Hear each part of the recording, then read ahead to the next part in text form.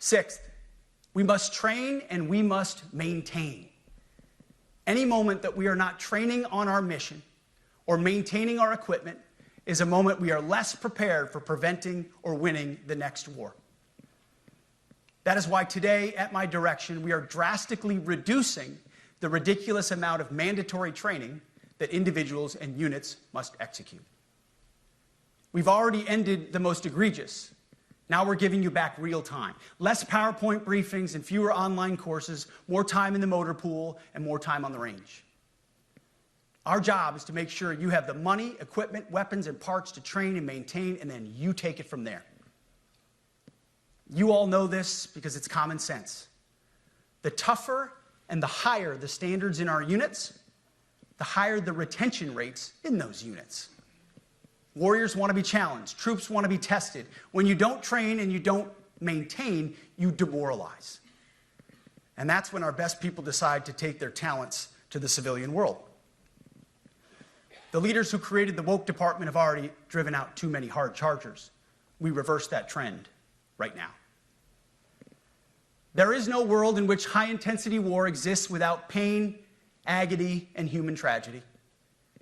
We are in a dangerous line of work. You are in a dangerous line of work. We may lose good people. But let no warrior cry out from the grave, "If only I had been properly trained." We will not lose warfighters because we failed to train or equip them or resource them. Shame on us if we do.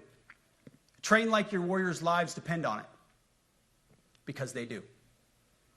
To that point, basic training is being restored to what it should be: scary, tough, and disciplined. We're empowering drill sergeants to instill healthy fear in new recruits, ensuring that future warfighters are forged.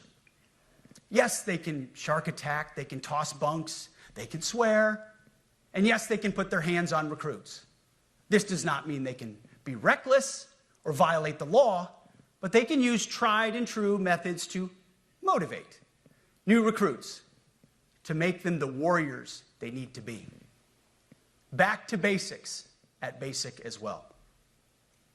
Of course, and you know this, basic training is not where mission readiness should end.